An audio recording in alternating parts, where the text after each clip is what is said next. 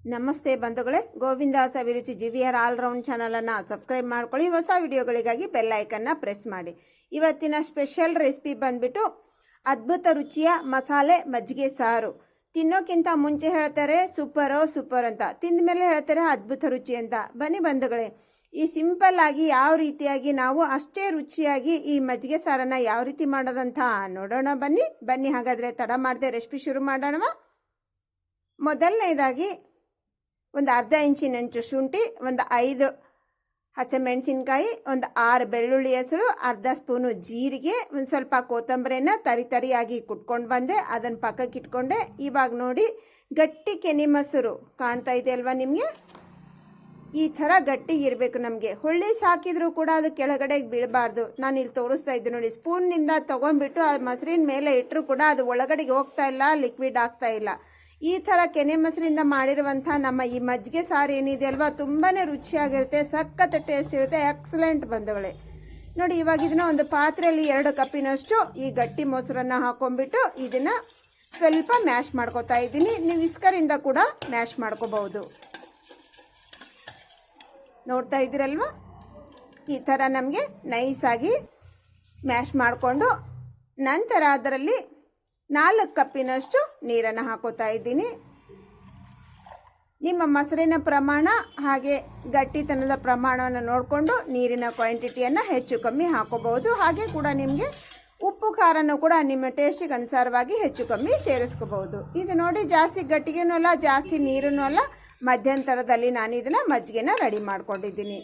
ಇದರಲ್ಲಿ ನೋಡಿ, ನಾವು ಮಸಾಲೆನ ರೆಡಿ ಮಾಡ್ಕೊಂಡಿದ್ವಲ್ವ, ತರಿಯಾಗಿ ಕುಟ್ಕೊಂಡು ಅದನ್ನು ಹಾಕ್ಕೊಂಡ್ಬಿಟ್ಟು ಮಿಕ್ಸ್ ಮಾಡ್ಕೊತಾ ಇದ್ದೀನಿ. ಬಂಧುಗಳೇ, ತುಂಬಾ ತುಂಬಾನೇ ರುಚಿಯಾಗಿರುತ್ತೆ. ತಪ್ಪದೆ ಒಂದ್ಸಾರಿ ಟ್ರೈ ಮಾಡಿಬಿಟ್ಟು ನಿಮ್ಮ ಅಭಿಪ್ರಾಯ ಅನಿಸಿಕೆಯನ್ನು ಕಮೆಂಟ್ ಸೆಕ್ಷನ್ನಲ್ಲಿ ತಿಳಿಸೋದನ್ನು ಮರಿಬೇಡಿ. ನೋಡಿ, ನಮ್ಮ ಕನ್ಸಿಸ್ಟೆಂಟಿ ಇಷ್ಟು ಥಿಕ್ಕಾಗಿದೆ. ಹೀಗಿದ್ರೆ ತುಂಬಾ ರುಚಿಯಾಗಿರುತ್ತೆ ಬಂಧುಗಳೇ. ಜಾಸ್ತಿ ನೀರಾಗ್ಬಿಟ್ರೆ ಟೇಸ್ಟು ಚೆನ್ನಾಗಿರಲ್ಲ. ಇದೇ ಗಾತ್ರದಲ್ಲಿ ನೀವು ಕೂಡ ರೆಡಿ ಮಾಡ್ಕೊಳ್ಳಿ. ನಂತರ ಅದನ್ನು ಪಕ್ಕಕ್ಕೆ ಇಟ್ಕೊಂಡು ಗ್ಯಾಸ್ ಹಚ್ಬಿಟ್ಟು ಒಂದು ಪಾತ್ರೆಯನ್ನು ಇಟ್ಕೊಂಡು ಅದರಲ್ಲಿ ಒಂದು 2 ಸ್ಪೂನಷ್ಟು ಎಣ್ಣೆಯನ್ನು ಹಾಕ್ಕೊಂಡು, ಎಣ್ಣೆ ಬಿಸಿ ಆದ ನಂತರ 1 ಸ್ಪೂನಷ್ಟು ಜೀರಿಗೆ, 1 ಸ್ಪೂನು ಸಾಸಿವೆ ಜೀರಿಗೆ ಚಟಪಟ ಅಂದಮೇಲೆ ಒಂದು ಸ್ವಲ್ಪ ಶುಂಠಿಯನ್ನು ಚಿಕ್ಕದಾಗಿ ಕಟ್ ಮಾಡ್ಕೊಂಡಿರೋದು ಹಾಕ್ಕೊಂಡೆ. ಹಾಗೆ 1 ಗೆಡ್ಡೆಯಷ್ಟು ಬೆಳ್ಳುಳ್ಳಿಯನ್ನು ಚಿಕ್ಕದಾಗಿ ಕಟ್ ಮಾಡ್ಕೊಂಡು ಹಾಕ್ಕೊಂಡಿದ್ದೀನಿ. ಹಾಗೆ ಒಂದು 3 ರಿಂದ 4 ಒಣ ಮೆಣಸಿನ್ಕಾಯಿ ತುಂಡು, ಸ್ವಲ್ಪ ಕರಿಬೇವನ್ನು ಹಾಕ್ಕೊಂಡು ಚೆನ್ನಾಗಿ ಇದನ್ನು ಫ್ರೈ ಮಾಡಿಕೊಂಡೆ. ಗಮನ ಇರಲಿ ಬಂಧುಗಳೇ, ಫ್ಲೇಮು ಲೋನಲ್ಲೇ ಇರಲಿ. ಇವಾಗ ನೋಡಿ, ಚೆನ್ನಾಗಿ ನಮ್ಮದೇ ಕರಿಬೇವು ನಾವು ಹಾಕಿರುವಂಥ ಎಲ್ಲ ಸಾಮಗ್ರಿ ಕೂಡ ಹಸಿ ವಾಸನೆ ಹೋಗಿದೆ, ಚೆನ್ನಾಗಿ ಫ್ರೈ ಆಗಿದೆ. ನಂತರ ಮೀಡಿಯಂ ಗಾತ್ರದ 2 ಈರುಳ್ಳಿಯನ್ನು ಕಟ್ ಮಾಡಿಟ್ಕೊಂಡಿದ್ದೆ. ಜಾಸ್ತಿ ಚಿಕ್ಕಗೆ ಕಟ್ ಮಾಡೋ ಅವಶ್ಯಕತೆ ಇಲ್ಲ, ಸ್ವಲ್ಪ ದಪ್ಪಗೆ ಕಟ್ ಮಾಡಿದರೂ ಕೂಡ ಆಗುತ್ತೆ. ಇದನ್ನು ನೋಡಿ, ಜಾಸ್ತಿ ಫ್ರೈ ಮಾಡ್ಕೋಬಾರ್ದು ನಾವು, ಬರೀ ಒಂದು ಅರ್ಧ ನಿಮಿಷ, ಒಂದು 20 ಸೆಕೆಂಡು ಫ್ರೈ ಮಾಡಿಕೊಂಡ್ರೂ ಕೂಡ ಆಗುತ್ತೆ ಬಂಧುಗಳೇ. ಕ್ರಂಚಿ ಆಗಿರಬೇಕು, ನಮ್ಮ ಈರುಳ್ಳಿ ಹಸಿ ವಾಸನೆ ಹೋಗಬೇಕು, ಸಾಕು ಬಂಧುಗಳೇ. ಇಷ್ಟ ಆದ ತಕ್ಷಣ ನಾವು ಇವಾಗ ಏನು ಮಾಡಬೇಕು ಅಂತಂದರೆ, ಈ ಗ್ಯಾಸನ್ನು ಆಫ್ ಮಾಡಿಕೊಂಡು ಈರುಳ್ಳಿ ಎಲ್ಲನೂ ನಾನು ಒಂದು ಪಾತ್ರೆಗೆ ತೆಗೆದಿಟ್ಕೋತಾ ಇದ್ದೀನಿ. ಇವಾಗ ಅದೇ ಪಾತ್ರೆಯಲ್ಲಿ ನಾನು ಏನು ಮಾಡ್ತಾ ಇದ್ದೀನಿ ಅಂದರೆ, 1 ಸ್ಪೂನಷ್ಟು ಎಣ್ಣೆಯನ್ನು ಹಾಕ್ಕೊಂಡೆ, 1.5 ಸ್ಪೂನಷ್ಟು ಕಡಲೆಬೇಳೆ, 1.5 ಸ್ಪೂನಷ್ಟು ಉದ್ದಿನಬೇಳೆಯನ್ನು ಹಾಕ್ಕೊಂಡು ಚೆನ್ನಾಗಿ ಲೋ ಟು ಮೀಡಿಯಂ ಫ್ಲೇಮಲ್ಲಿ ಹೊಂಬಣ್ಣ ಬರುವಾಗ ಇದನ್ನು ಫ್ರೈ ಮಾಡ್ಕೋಬೇಕು.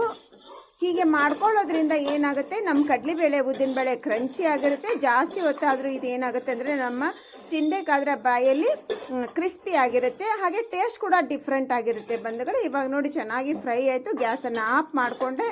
ಇವಾಗ ಅದೇ ಫ್ಲೇಮಿಗೆ ಏನಾಗುತ್ತಂದರೆ, ನಮ್ಮ ದಪ್ಪ ತಳದ ಪಾತ್ರೆ ಇರೋದ್ರಿಂದ ನಾವು ಆಫ್ ಮಾಡಿದ ಮೇಲೆ ಕೂಡ ಚೆನ್ನಾಗಿ ಫ್ರೈ ಆಗುತ್ತೆ. ಅದು ಇವಾಗ ನೋಡಿ, ಮೊದಲಿನಕ್ಕಿಂತ ಹೊಂಬಣ್ಣ ಎಷ್ಟು ಚೆನ್ನಾಗಿ ಬಂದಿದೆ ಅಂತ. ನಂತರ ಇದರಲ್ಲಿ ಒಂದು 1/4 ಸ್ಪೂನಷ್ಟು ಅರಿಶಿನ ಪುಡಿಯನ್ನು ಹಾಕ್ಕೊಂಡು ಮಿಕ್ಸ್ ಮಾಡಿಕೊಂಡು, ನಾವು ಪಕ್ಕಕ್ಕೆ ತೆಗೆದಿಟ್ಕೊಂಡಿದ್ವಲ್ವ ಈರುಳ್ಳಿ ಫ್ರೈ ಮಾಡಿಕೊಂಡು, ಅದನ್ನು ಹಾಕೊಂಡ್ಬಿಟ್ಟು ನೀಟಾಗಿ ಮಿಕ್ಸ್ ಮಾಡಿಕೊಂಡೆ.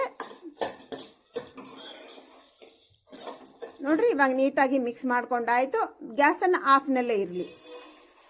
ಈಗೆಲ್ಲ ಚೆನ್ನಾಗಿ ಮಿಕ್ಸ್ ಆದ ನಂತರ ನಾವು ಮಜ್ಜಿಗೆಯನ್ನು ಮಿಕ್ಸ್ ಮಾಡಿ ಇಟ್ಕೊಂಡಿದ್ವಲ್ವ ಮಸಾಲೆ, ಅದನ್ನು ಹಾಕಿಬಿಟ್ಟು ಚೆನ್ನಾಗಿ ನಾವು ಒಂದು ಮಿಕ್ಸ್ ಕೊಟ್ಬಿಟ್ರೆ ಆಯಿತು ಬಂಧುಗಳೇ.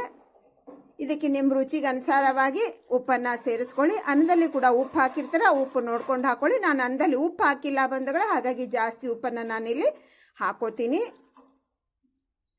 ನೋಡಿ ಬಂಧುಗಳೇ, ನಮ್ಮ ಥಿಕ್ನೆಸ್ ಇಷ್ಟಿರಬೇಕು. ಆವಾಗ ನಮ್ಮ ಮಜ್ಜಿಗೆ ಸಾರು ಟೇಸ್ಟು ಚೆನ್ನಾಗಿರುತ್ತೆ. ಇವಾಗ ಚೆನ್ನಾಗಿ ಮಿಕ್ಸ್ ಮಾಡ್ಕೊಂಡ ನಂತರ ಚಿಕ್ಕದಾಗಿ ಕಟ್ ಮಾಡಿಕೊಂಡು ತೊಳೆದಿಟ್ಕೊಂಡಿರುವಂಥ ಕೊತ್ತಂಬರಿ ಸೊಪ್ಪನ್ನು ಹಾಕಿದೆ. ಮುಂಚೆ ಹೇಳಿದ್ದೀನಿ ಬಂಧುಗಳೇ, ಉಪ್ಪಿನ ಕ್ವಾಂಟಿಟಿಯನ್ನು ನಿಮ್ಮ ಮಜ್ಜಿಗೆ ಕ್ವಾಂಟಿಟಿಯನ್ನು ನೋಡಿಕೊಂಡು ಉಪ್ಪನ್ನು ಸೇರಿಸ್ಕೊಳ್ಳಿ. ನಾನಿಲ್ಲಿ ಅನ್ನದಲ್ಲಿ ಉಪ್ಪು ಹಾಕಿಲ್ಲ, ಅದಕ್ಕೋಸ್ಕರ ನಾನು ಜಾಸ್ತಿ ಉಪ್ಪನ್ನು ಹಾಕೊಂಡಿದ್ದೀನಿ. ಇವಾಗ ಚೆನ್ನಾಗಿ ಮಿಕ್ಸ್ ಮಾಡಿಬಿಟ್ಟೆ. ಆಯಿತು ಬಂಧುಗಳೇ, ನಮ್ಮ ಸೂಪರ್ ಆಗಿರುವಂಥ ಅದ್ಭುತ ರುಚಿಯ ಮಜ್ಜಿಗೆ ಸಾರು ರೆಡಿ. ಬ್ಯಾಚುಲರ್ಸು, ಬಿಗಿನರ್ಸ್ ಯಾರು ಬೇಕಾದರೂ ಈಸಿಯಾಗಿ ಮಾಡ್ಬೋದು ಬಂಧುಗಳೇ. ಎಷ್ಟು ಸರಳ ಅಲ್ವಾ ಬಂಧುಗಳೇ, ಅಷ್ಟೇ ಅದ್ಭುತ ರುಚಿಯಾಗಿರುತ್ತೆ ಬಂಧುಗಳೇ. ಮಾಡೋದು ತುಂಬಾ ಸುಲಭ, ರುಚಿ ಮಾತ್ರ ಅದ್ಭುತ. ಇವಾಗ ನೋಡಿ ನಾ ಅನ್ನದ ಜೊತೆಗೆ ಸರ್ವ್ ಮಾಡ್ತಾ ಇದ್ದೀನಿ. ಸೂಪರ್ ಆಗಿರುತ್ತೆ ಬಂಧುಗಳೇ. ಇದು ಬಿಸಿ ಅನ್ನಕ್ಕಿಂತ ತಣ್ಣ ಅನ್ನದಲ್ಲಿ ತಿಂದರೆ ತುಂಬಾ ಟೇಸ್ಟ್ ಚೆನ್ನಾಗಿರುತ್ತೆ ಬಂಧುಗಳೇ. ಇದು ಆರಿದ ಅನ್ನದಲ್ಲಿ ಎಕ್ಸಲೆಂಟ್ ಆಗಿರುತ್ತೆ. ಇವಾಗ ನೋಡಿ ನಮ್ಮ ಈರುಳ್ಳಿ ಮತ್ತು ಕಡಲೆಬೇಳೆ, ಉದ್ದಿನಬೇಳೆ, ಮೆಣಸಿನ್ಕಾಯಿ, ನಾವು ಅಲ್ಲ ತುಡ್ಡು ಕೂಡ ಹಾಕಿದ್ದೀವಿ. ನಡ ಮಧ್ಯೆ ನಾವು ತಿಂತಾ ಇರಬೇಕಾದ್ರೆ ನಮ್ಮ ಕಡಲೆಬೇಳೆ ಕ್ರಂಚಿ ಆಗಿರುತ್ತೆ, ಕರಮ್ ಕರಮ್ ಅನ್ನುತ್ತೆ. ಮತ್ತು ಈರುಳ್ಳಿ ಕೂಡ ಕ್ರಂಚಿ ಆಗಿರುತ್ತೆ, ಸಖತ್ತಾಗಿರುತ್ತೆ ಬಂಧುಗಳೇ. ಟೇಸ್ಟು ತಪ್ಪದೆ ಒಂದು ಸಾರಿ ಟ್ರೈ ಮಾಡಿ. ಕೇಳಿದ್ರಲ್ವಾ ಸೌಂಡ್ ಯಾವ ರೀತಿಯಾಗಿ ಗರಿ ಗರಿ ಆಗಿದೆ ಅಂತ? ಯಾವ ರೀತಿ ಮಾಡೋದು ಅಂತ ಅರ್ಥ ಆಯ್ತಲ್ವಾ ಬಂಧುಗಳೇ? ತಪ್ಪದೆ ಒಂದು ಸಾರಿ ಟ್ರೈ ಮಾಡಿ. ಇಷ್ಟ ಆದರೆ ಬಂಧು ಸರ್ಕಲ್ಗೆ ಶೇರ್ ಮಾಡಿ. ಯಾರೆಲ್ಲ ಸಬ್ಸ್ಕ್ರೈಬ್ ಮಾಡ್ಕೊಳ್ಳಿ, ಸಬ್ಸ್ಕ್ರೈಬ್ ಮಾಡ್ಕೊಳ್ಳಿ. Thanks for watching. ಬಾಯ್.